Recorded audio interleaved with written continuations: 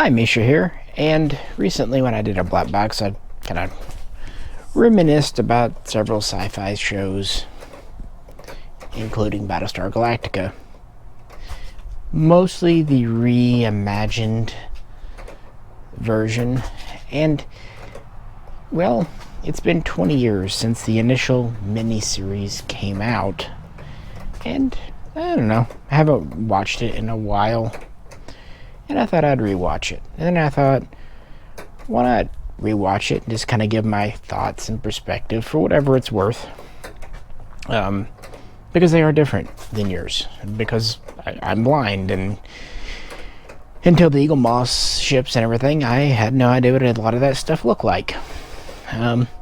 So, I don't know. We'll see how this goes. I'm not going to do any visual stuff because I can't. And what would I add anyway? I wouldn't know the visual to add. So, I thought it might be an interesting perspective to kind of talk about a show from a auditory point of view. And I want to set the stage, and then I'll, watch it, maybe talk about it occasionally on here, and then give thoughts. Because I remember watching the original Battlestar Galactica as a kid when it would come on reruns. It was never my favorite show, but if it was on, I identified, I knew what it was. It was fine.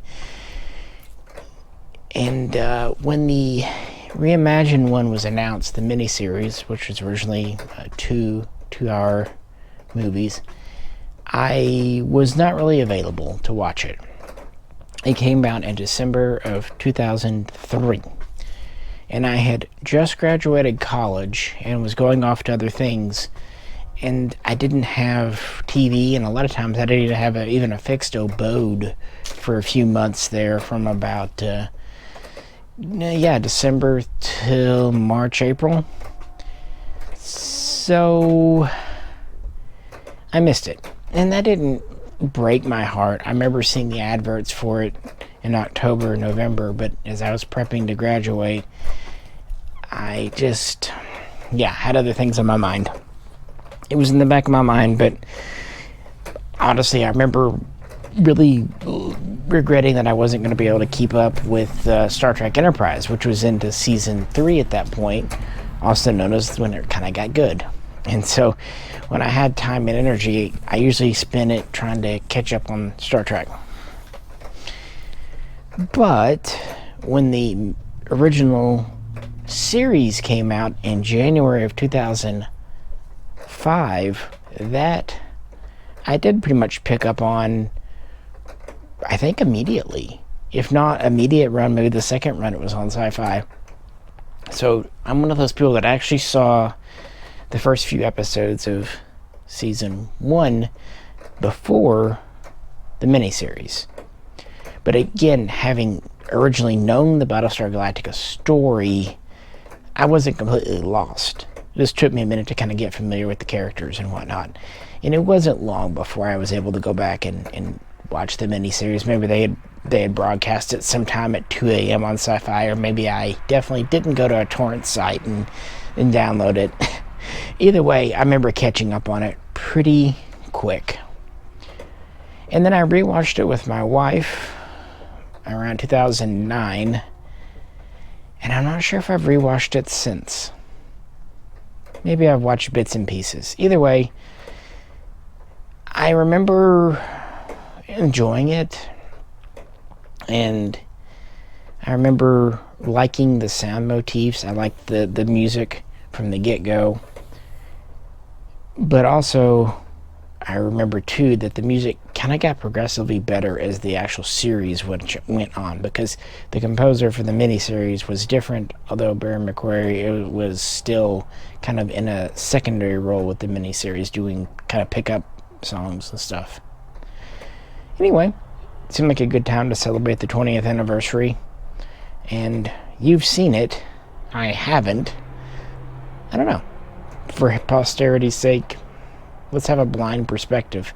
And if you guys like this, maybe I can do the same for each of the seasons and or other things. I don't know. Just felt like rewatching it. thought I'd bring you along for the ride. Why not? Plus, it's cold as balls out here, so yeah, I'm going to end this and get started. Also, I'm hungry. I'm going to eat a bite, too. Maybe some noodles. Alrighty, on the flip side. For what it's worth, I watch on Amazon because their user interface, their controls are quite compatible with my text-to-speech. Others are, too. They're not the only ones, but I'm comfortable with it. It works well. No crashing and whatnot. Plus, there's a lot of things on Prime for free, and you can rent, and hey, you can rent cheaper for standard definition versus HD, and guess what? I don't need HD, so yeah. Considering I come from the era of kids where we had movie rentals, yeah, being able to quote-unquote buy a digital copy for basically what we used to pay for renting is not too bad. Speaking of renting, I told you I watched the series with my wife. That was still back in the heyday of DVDs. I remember when the whole season box set started to become popular for shows in the early 2000s. And when we watched it in 2009, that was still the norm. Online streaming wasn't quite there yet. Netflix was very nascent and still doing the movie rental thing, but we didn't have a Netflix account. But what we did have was a local video store in my hometown. So we went there and rented the box sets. The problem, renting a movie is great. You've got 2, 3, maybe 4 days to watch it. However, even the places that gave generous rental times, trying to watch a season, I mean, season 1 was 13 episodes. I think season 2 was 20 or 22. And especially if you rented older shows like Star Trek, which were 24, 26, depending on the show, boy, that was hard to do. We basically had to cram it, which is why when it came time for the Babylon 5 watch through that we did together, we definitely didn't go on to a torrent site and download episodes. And it definitely wasn't a hell of a lot less stressful. I just thought I'd share a little story. Another story. When I was a kid, I kind of wondered why people bought movies and rewatched the same movies over and over. It seems like to me, with most films, especially mysteries, but any film, you watch it once, and I have a pretty good memory, so I would mostly remember stuff. And that was it. Maybe I'd, if I really liked the film, I'd share it with a friend or family member. But generally, I watch it once or twice and I'm good. Most films. But that was as a kid. What I've noticed growing up, going through phases in my life, and this goes for anything, not just Battlestar Galactica, but you pick up on different things as you get older. And you identify with different characters as you get older. Which makes perfect sense. When you're a little kid, the romance stuff doesn't quite hit. And when you're a middle-aged person, or at least, as a young adult, the strifes of parents and middle-aged people don't quite hit. You can empathize with them as a character, but you don't feel it because you haven't lived it yet. And I'm mentioning that because I noticed it with this. Again, I watched it around the beginning, 2004, 2005 time period. I guess it would have been 2005 technically, because I watched it right after I started watching season 1. And then I watched it not quite 5 years later with my wife.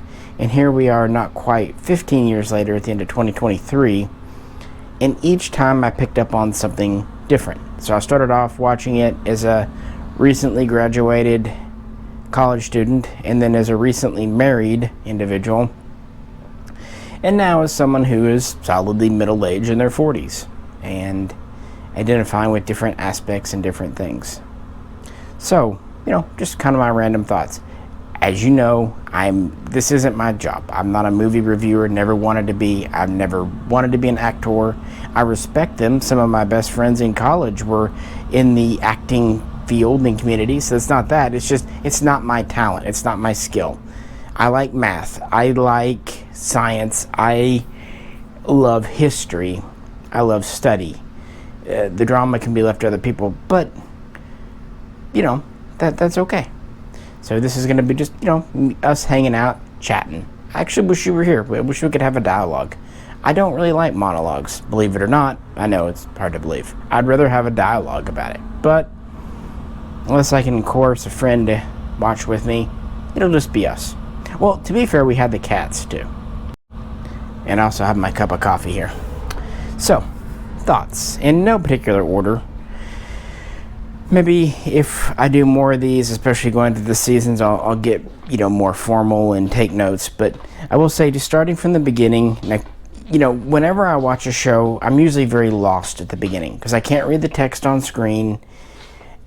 And at first, I don't know what's going on. But I'm used to it. It's no big deal. I've learned to pick up on context clues quite well. And luckily, visual elements aren't all there is. There's a lot of sound element to this show. In fact, at the beginning, the first opening scene on Armistice Station, I didn't really know what was going on, but then I heard the Cylon noise. That I could identify having watched the original series. So I knew we had Cylons. And then, of course, 6 pops out, and we've got that. She has the opening lines of the show. Also, good God, those are loud footsteps. And I think it's funny that that's considered to be Boxy's father. Anyway, moving on. I don't know. And then we quickly, cut to Galactica. And I love the kind of workaday stuff. It feels, like a somewhat less than ordinary morning, but still trying to keep the sit rep up on the thing. I like the calm traffic. And I'm already liking the music on this. It's not your typical sci-fi music. Go back and watch most of Deep Space Nine and Voyager and Enterprise. The music is literally just background mood music. You'd notice it if it wasn't there, but it's very forgettable. The original series, TOS, Star Trek, did a much better job with music. It's a little camp now by our modern standards, but, it had a lot going on. The films, especially the TMP films, much more interesting music score. First Contact as well. But most sci-fi shows, the music is perfectly serviceable. Maybe you've got a cool theme tune, but that's it. But already this show is doing something pretty cool with music. And I noticed too that Sci-Fi did this with their Dune miniseries, which I did watch. The original 2000 and then the Children of Dune 2003. Actually, I like those so much that I bought the soundtracks and used to listen to them while studying. Good background noise. And I actually did the same with the Battlestar Galactica miniseries. Actually, I bought all of the soundtracks. I really think it's interesting music. Is this the best? No, but it's starting off strong, and it gives it a unique identity. I also like how everyone is saying the exact same thing to Commander Adama, and they're being sincere. It's it's an honor and a pleasure to serve. He is so done with it, but he can't be telling them that because they're being nice, and that's great. But I get that in my daily life. I get people saying things to me over and over, and I want to be nice, but it's like, yeah, I've heard this. Let's move on. But that kind of cracked me up, and then him rehearsing his speech and all that. It had a very natural flow. Plus, Edward James Olmos. I mean, it's a big catch. I'm not going to dismiss Lauren Green in the original. He certainly, brought that larger-than-life, mythical kind of space cowboy thing going on. The wise mentor. There's something very real about Edward James Olmos as a ship commander. I don't know. Maybe it's just because he has a very distinctive voice. Also, speaking of voices, Colonel Ty doesn't sound black. And I'm kind of joking there. Yes, I know that Saul Ty is white in the show, I think, right? I mean, he might be some, swarthy skin. I don't know. It doesn't really matter. I literally don't see color, so it's actually something I don't think about too frequently. But I know that Ty was black in the original show. Also, Ty in the original show really had no character. He was military colonel man who would every once in a while crack a joke to let you know I am in fact not a Cylon. But other than that, we get more characterization for Colonel Ty in the first 20 minutes of this than we did in the first full movie pilot, Saga of Star World for the original show. I'm not saying the actor was bad, I'm just saying he was just kind of flat. Also, another thing I like about this one, the original show, everyone was just one name. Like Cher or Madonna, but, Apollo, Starbuck. It's an odd name. Okay, Apollo, okay, but Starbuck is an actual name, and it was always just, Commander Adama, Colonel Ty. They never had first names. I've always found that odd. I like that they have first and last names and often call signs, too. It makes perfect sense, and already you're seeing more human characteristics, and this is really the dawn of really the golden age of television drama. This is before Game of Thrones and all that, but it was the start of this era where television writing got really good because Hollywood was focusing less and less on writing and more on spectacle, which, as you'd imagine for me, is not terribly interesting. Sometimes if there's too many explosions, it's literally headache-inducing. This is also when you see more and more A-list, or at least B-list actors, and that's not a jab, but some of my favorite actors are B-list, getting into TV shows, maybe pivoting it away from Hollywood films and going to TV shows. This trend would continue, up until this day, but, really would carry on from here. I'm not going to say this was the first show to do this, but it was among the first, and I think that's super cool. Soon after we get things like Breaking Bad, which is another series I really enjoy. I maintain that Breaking Bad's still in the Malcolm in the Middle universe. What do you think? As much as I like John Colicos as Baltar and as a Klingon in DS9 and TOS, the new Baltar is awesome. Oh my god. I don't know. I think from the get-go, somehow he nailed that character. And it's not a simple character.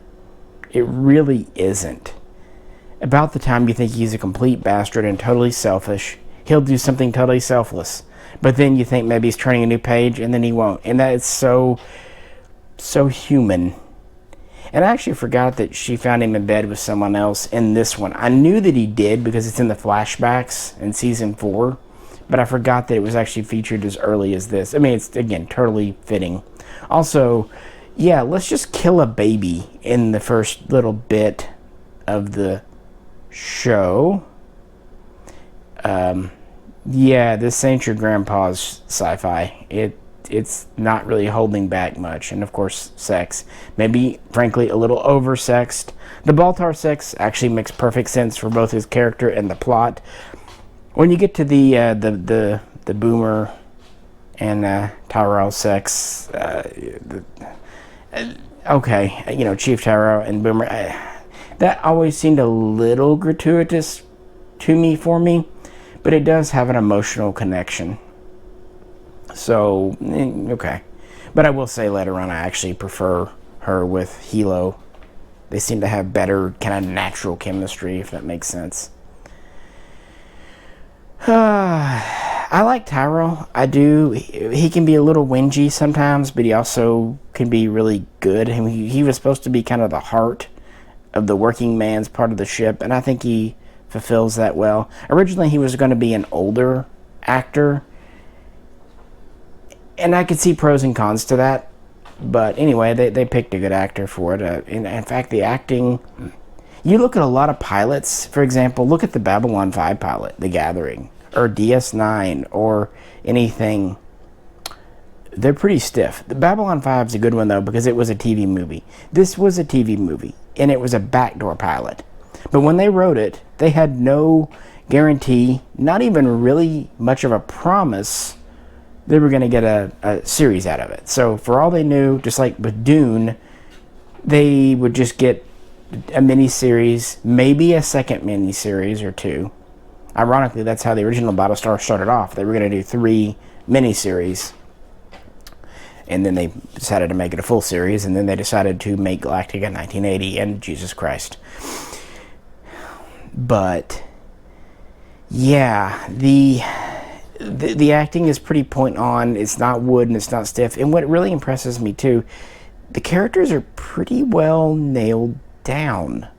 I will admit, the openings with Starbuck are a little too much like Katie's trying to play Dirk a little bit. I get it though, she was a young actress, and it's probably a director's choice.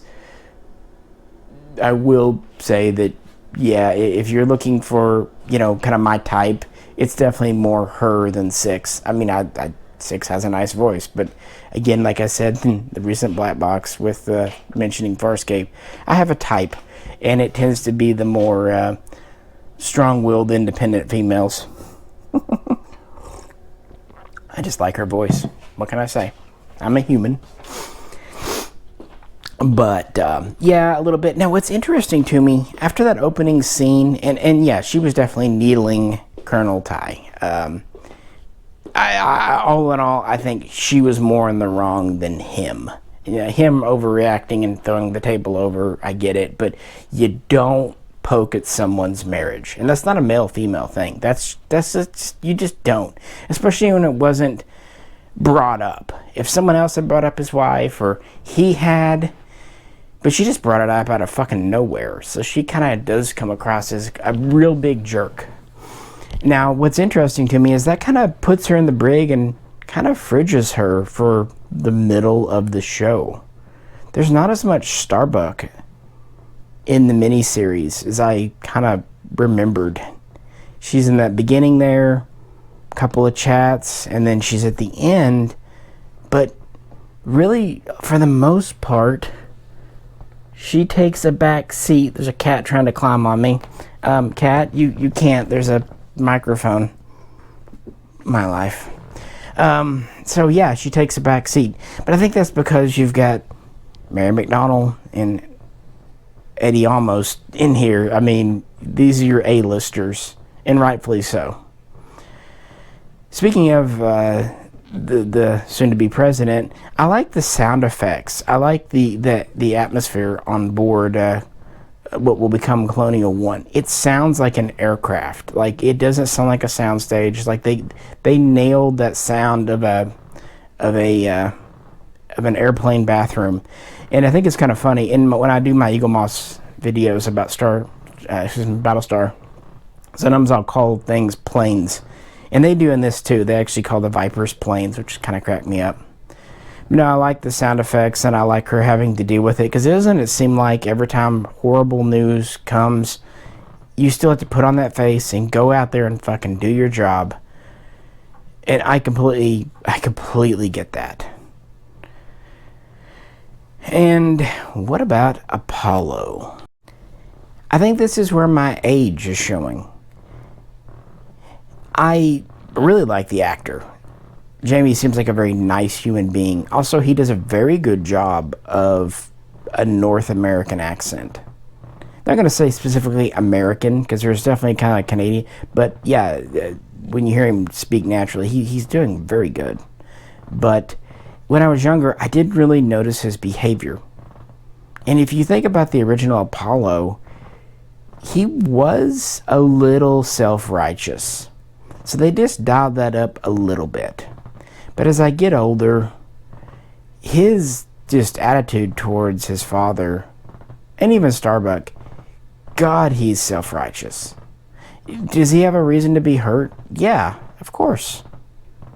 If my little brother died, I'd be freaking upset too, especially if I had people I might want to blame for it. But it's believable. I'm not saying it's over the top. It's not chewing the scenery exactly. But, as time goes on, I've met people like that just won't forgive. I'm not asking anyone to forget. I don't forget my mistakes. Why should you? But, I don't know. If someone is sincerely apologetic and is willing to make contrition, let them. Because one thing I've learned over the years is life is too short. I've lost too many people in my life before able to say, I forgive you, or I'm sorry. It's not worth it. It's not. And you see it here. And you see it when he is presumably dead at the end of the first half. Not the best cliffhanger ever, but not bad. I do like how the commander keeps on the best he can. He's being very stoic, but that's kind of jumping ahead a bit. What about the Cylons and the attack? So they took some time. They built up the characters, and what really does amaze me is how many characters were in the miniseries. And not the big ones. Yeah, but a lot of the secondary characters, supporting characters. Billy comes to mind, but there's others. Now some will be added throughout the show. Actually, quite a few, but the ones they started with, like Gaida or Gaida, I've heard his name said both ways. He's there from the beginning, and that's cool that they kept the same secondary characters. It's also cool that they kept the same primary cast. I can't think of anyone in the main cast that wasn't there in the ending. Considering this started filming in 2002, aired at the end of 2003, and the final episode aired mid-2009. That's pretty great to keep the same group of folks for that many years. You know what's also good is, even though it's a pretty big cast, everyone's getting some time. It doesn't feel rushed. I really do like the pacing. And I think that what helps for me is, even when there's action scenes, in a lot of shows I'm kind of bored just waiting for what's coming next. But again, I like the music, so it entertains me enough. Another thing I've noticed, the explosions, the gunfire. It's not loud. It's not blowing your ears out. It's not, it's actually muted, and I really appreciate that. It's subtle, which is, okay, in space, there's no sound. We know that. They're not going to do that, but I think going with a very muted sound is a good compromise. Again, I really do like the sound engineering here from the get-go, and that's pretty rare for a pilot. And the sets, too. If you watch, especially Season 1 of Next Generation, it sounds like they're walking on a set. That's fine. It's a TV show. They were doing 26 episodes a year. Good God, I couldn't even do 1/10 as good as they did. But this like the doors and everything, their footsteps, they're typing on keyboards, the background noise, the things, and you don't hear a lot of repeated loops on the comm systems. Of course it is a mini-series, and I will say the original BSG was a high-budget production for 1978 too, so they kind of had to live up to that. They really couldn't pull the things. And I'm not going to talk about a lot of the behind-the-scenes and development stuff. Whatever I know, you already know, and you probably know more than I do. Again, I'm not a Hollywood person. I have one friend who works in Hollywood, and I just ask him things if whatnot. Cool guy, though. So, the Cylon attack. I like how it's not just like one big cataclysm blowing your screen up for 15 minutes. They take about the first 45 minutes of the miniseries to set up the characters. Of course, in the opening scene, you see Armistice Station being nuked, but presumably that's quite a ways away from the colonies. I do have a question about the colonies. Obviously, there are 12 worlds, plus you have other worlds, like the Anchorage they'll get to at the end of this film.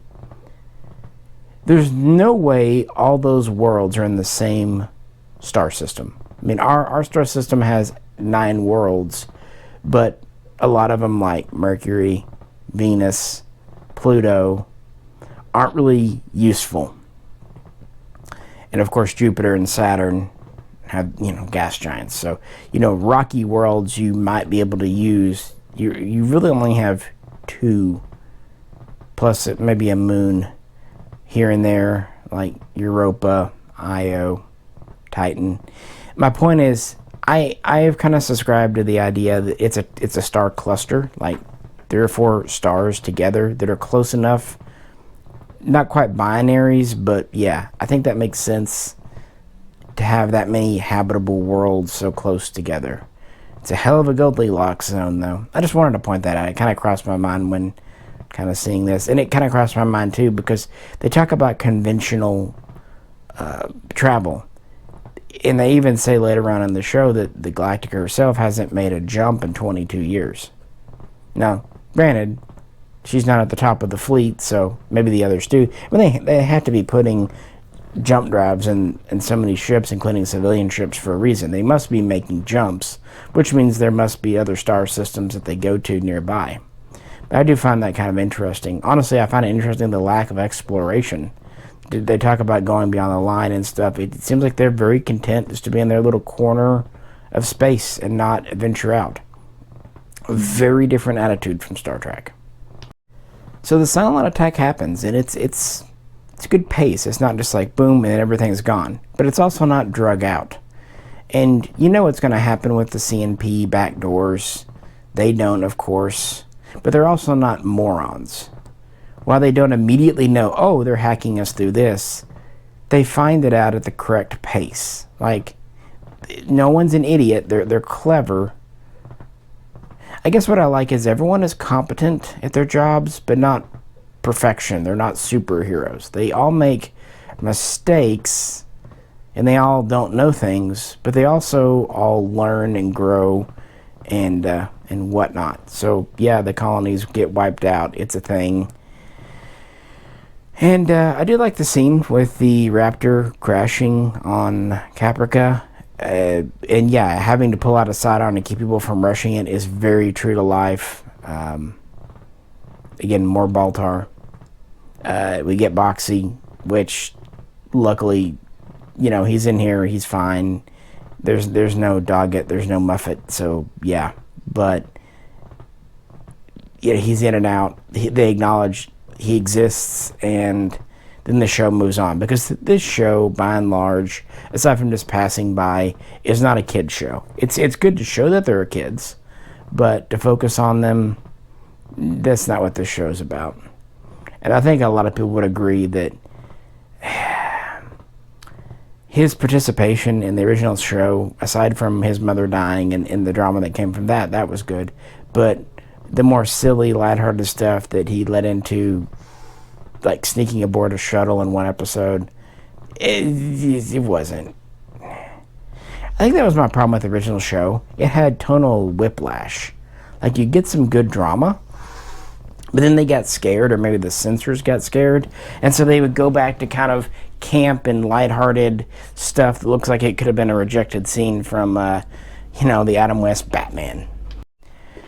So yeah, the Cylon attack happens, stuff happens, and I think the reactions are quite good. I do like that Ty was trying to tell Adama that it was a retirement prank. A lot of stuff involving the museums, the speeches, yeah, it's good. And then you kind of start going to the whole Rosalind becoming president thing. And I think what's really interesting about the second half of the miniseries is you see either pre-existing relationships or new relationships already forming, many of which that'll carry through the entire show, which is really impressive considering they definitely didn't have this all road mapped. It wasn't like JMS with Babylon 5, who honestly didn't do as much road mapping as people think. He did more of an outline, which is the way to do it with TV. But either way, but the characters were good. Even if they didn't have the exact plot outline, they seemed to have the characters pretty well done. Not mentioning the Final Five Cylons thing. We'll get to that when we get to it. But just addressing this is here. The Adama Ty relationship is well established. It's shown Ty is a very flawed person, but it also shows he is and can be a good commander when he needs to be, good XO. But it also shows that he would not have made it without Adama kind of shielding him. I think it's interesting. We already start to see the Apollo Leodama-Roslin relationship forming on board Colonial 1. He immediately kind of gravitates towards her. He says, lady's in charge, and that's it. And you kind of see that throughout. It's also interesting, you start to see the relationship between Gaeta, and Baltar early on. And I don't remember that, because definitely later on, when Gaeta becomes his assistant, when he's president and everything, you can tell that he admired him, and then of course he lost faith and all that in him. But yeah, from the miniseries, he shows Baltar deference. I mean, they all admit he's an intelligent person, but weird. But yeah, Gaeta, but it also fits. Gaeta is the kind of person that would fit. I like that. And of course the Apollo Starbuck thing, the hot and cold, and that was always going to happen, and yeah, it's well established here why. Even her basically leading to Zach's death. I think it's neat that she did that at the end of the show too, by telling him that she's the one that passed him from flight school when he didn't deserve it. She took a lot of heat off Bill Adama there. She really redirected Apollo to her, which is her showing that loyalty to Bill Adama, Commander Adama, that he showed back. So there's that mutual thing. And what I like about them, it seems like a true, father-in-law, daughter-in-law relationship. And as we learn later in the show, she was engaged to Zach.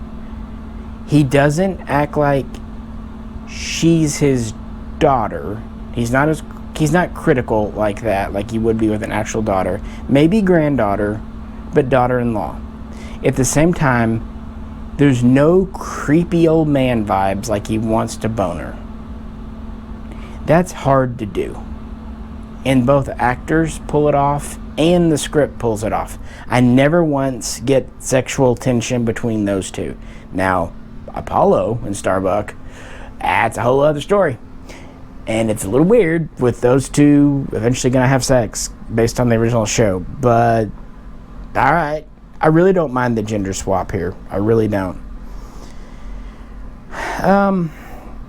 Yeah, the gender swap for Boomer is a little unfortunate just based on where her character goes. I like her character, but I kind of like Boomer in the original show. So, kind of would have been nice to still have that character somehow, some way. But, yeah, we've got enough going on.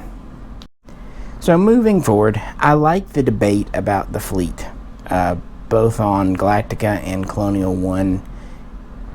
What to do? Do we fight? Do we rescue? I like that first Roslin is doing the rescue operation. It nearly gets them nuked. First she thanks Apollo for, quote, saving their asses, and then she immediately agrees to leave and admits basically she was, if not wrong, pushing it and won't do it anymore. I like that the characters, unless it's just not in their character to do so, but admit that they're wrong. No one's right all the time in this show. No one's also wrong all the time. Not like some shows where there's always this one character that always has the answer, and this one character that's always got the wrong answer. I mean, look at the original show. Adama was right. The president / the Quorum of 12 was wrong. That's just how it was. Baltar, evil. That's it. This is much more nuanced, but not in a drama, not in a melodrama way. In an actual human, hey, this is interesting. Are they going to make the right call way? Because a lot of shows, when someone who's always right makes the call, like, yep, that's going to work out. And it's nice to see. Sometimes it doesn't. It's nice to see the right call comes from sometimes a bad guy. Like Baltar makes some right calls here. Maybe inadvertently, but he does. So, where to go to next? Well, I like the fleet operations, all that. That's fine. It's not boring to me. There's a lot of interpersonal stuff, and I think that's why I enjoy this. Yeah, there's visuals, but it's a very dialogue-driven show. Great for me. And even when there's not dialogue, it's very atmospheric, so it doesn't bore me. And I love the Anchorage stuff when they go to Ragnarok. Anyway, the world Anchorage. That concept of having an old supply depot is cool, and I like them going into the storm and that whole thing. Finding Leoben there, when I originally watched it, confused me. I'm like, wait, is that a new voice? Who's this guy? Why is he on this station? I mean, the original excuse, if he's basically there plundering this unguarded military depot, fine. I mean, it seems like it's almost honestly an old forgotten depot from right after the war that they set up, and commanders know it's there, but it's a supply cache, and that happens. For example, Finland had a lot of those in case Russia ever invaded. Wonder why they worried about that. But yeah, it's what you do. Looking back, if there's one part that kind of drug for me watching the show, it might have been the Anchorage inside scene where Adama and Leoben are doing their thing. But it's decent exposition, and it doesn't last as long as I remember. And when you go back and look at the original show, the counterpoint to it is when they're at that pleasure planet with those weird four-armed aliens. Of the two, and that was definitely the weakest part of Saga of the Star World, was that part where they do the pleasure planet thing, or whatever you want to call it. It was just weird, especially after a strong first part. But I do like that they actually show them fitting out Galactica with bullets, missiles, warheads. Hear that, Voyager? Yeah, they actually explain why there's so much stuff on board a ship that was going to be decommissioned and turned into a museum, because it was a logical question. And also, I like that they name drop Viper Mark II and Mark 7 in this. I remembered Mark II. I didn't remember they actually dropped the Mark 7 name in the miniseries, so that made me happy. Oddly, while they talk about there originally being 12 Battlestars, one for each colony, they don't ever say the class of Galactica in this show. Later on, we kind of just make it Jupiter class, which works well, but yeah. But yeah, the arming up scene is okay. I do think about staying on that. The station does feel cold and abandoned, and again, atmosphere is great here. Leoben is Leoben. He is a pontificating, whinging person, but yeah, kind of makes me wonder if that model, that consciousness actually was able to download or not, because of, the interference. But either way. And then, of course, we get to the whole Cylon detector thing, the device thing with Baltar on the ship, and of course, them putting Aaron Doyle, the finger on him, which, of course, he turns out to be number 5. So, lucky guess there, but that whole thing is kind of funny, a little bit of humor there. And then it's interesting. We don't end with a big battle. We end with a big flee, which is exactly what this is about. And I do like that they don't just immediately know what to do, that there's a bit of a debate. And again, it's nice to see Adama saying that he was wrong, Rosalind was right later on, admitting that. But it won't always be the case. And it's also interesting. You would typically think the female would be the emotional person and the male would be the practical, pragmatic. But no, we really get the woman being the more pragmatic, especially as time goes on, and the male being more of the moral, high-minded conscience of the show, which kind of makes sense if you think about it, because of his father's profession we learn about later, law and all that. It all gels pretty well. And her too, being a teacher, it kind of teaches some interesting lessons about dealing with people. And of course, her facing her own mortality, that does strange things to your head. But either way, after grouping up and working out a plan to jump out, I like how they do send Starbuck out on a little patrol, showing her as a good pilot. This is where she really comes back into the show. She was in the brig for a while until they needed her, and now she's out again. But she does. Starbuck does patrols in the original show, so it's a little bit of acknowledgement of that. And I do like the little nods to the original show For example, they mentioned that the Cylon Raiders, the last time they saw them, looked like giant flying wings. And I like that a couple of times the Colonial Anthem from the original show was played. We'll hear it more. I think it's in season 2. But yeah, the theme song from the original isn't abandoned. It's in the background. And I like how they handled the first Cylon War being kind of a stand-in for the original show, with the original model Centurions, base stars, or base ships, as they sometimes call them. It's a good way to fold it in. Not to consider it a continuation. And they really pushed the, quote, reimagining thing, because even in 2003, they kind of realized the reworking wasn't good. Like, I don't know. You see what I'm saying? Sorry, reboot. My brain. I've been talking for a bit. Yeah, reboot. They were trying to avoid the reboot thing, which I get, because reboot means the original didn't happen. Reimagining sounds better, frankly. So, yeah, they don't have a big battle at the end. And they could have, because it's only 2 base stars. Theoretically, the Galactica might have been able to take on 2 base stars. Maybe not. But no, they decide to leave. And it's pretty quick and to the point. And I don't believe they lose any pilots or ships. Maybe I'm wrong. Maybe it's a visual thing. But they didn't take the opportunity to really drive the point home. Hey, people are going to die anymore. I mean, we're already down to 50,000 people, plus a few thousand on the Galactica too. No reason to drive the point home anymore. And I like that we have solid numbers for survivors, and this is something that will continue throughout the show. And I like that we have a pretty solid number of ships. They say, 50 to 60, it kind of fluctuates, but that seems to be our number of ships. So we're establishing exactly what we have here. And then rather quickly, we get out. We pop out of the gas giant, coordinate vectors for jumping, and the ships jump out, and the Galactica jumps. And there's that pretty neat scene with Starbuck and Apollo. I enjoyed that. Instead of a hot-headed combat scene, it's a rescue op. And it leads to the scene with Ty and Starbuck, and him giving her credit for being a great pilot, and him really offering the olive branch. And yet again, just like at the beginning, she's really the asshole. Don't get me wrong, Ty has his issues, but she comes across as that. And this is something that'll continue, and this is a beef between them that'll continue, at least up until New Caprica. That seems like when their relationship changes a bit. But, okay, we're going to have a little interesting thing here with Adama really favoring her, Ty really not.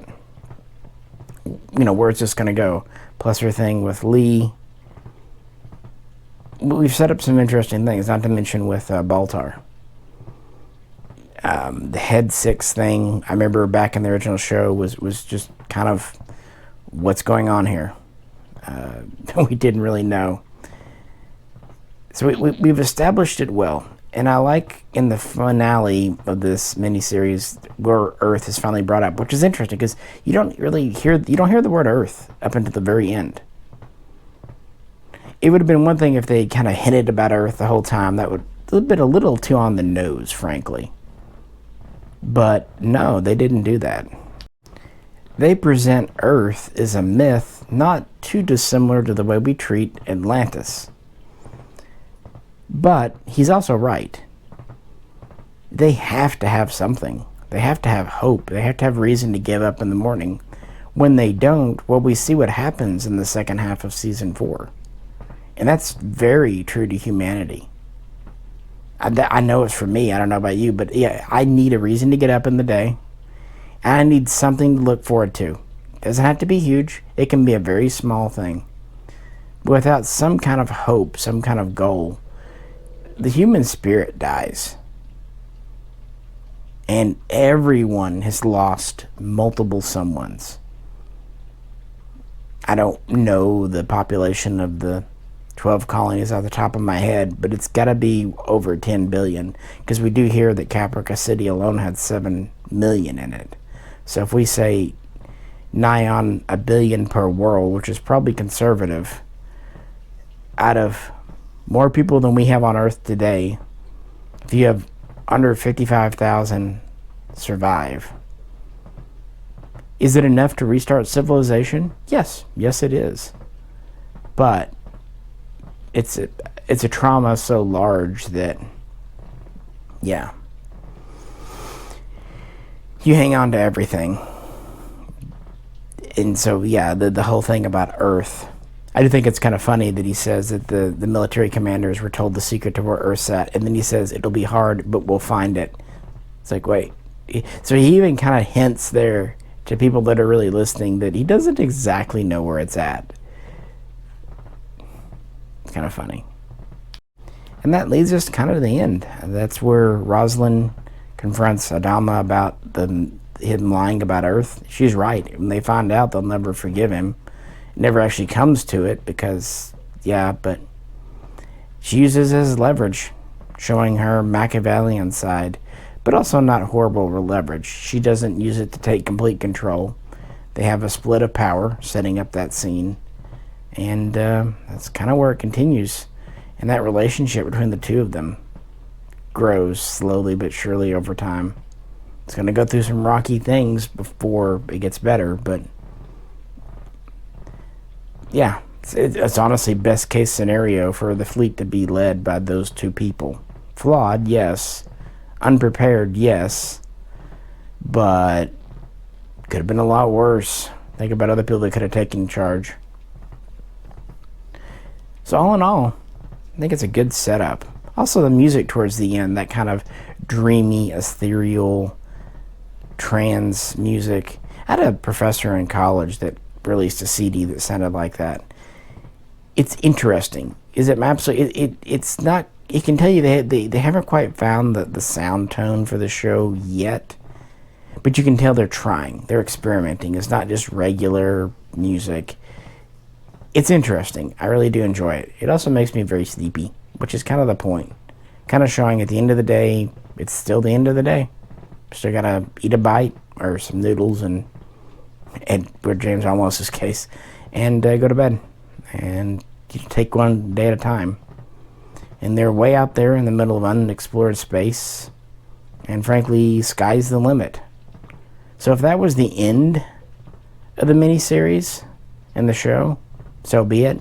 It also left room if they wanted to do a second miniseries in a couple of years. They could have done that, maybe discovering Cobalt, like the second miniseries for the original show. But instead, they picked it up for a nearly full 13-episode season 1. And that's actually where I got into the show, as I mentioned earlier. So, what do you think?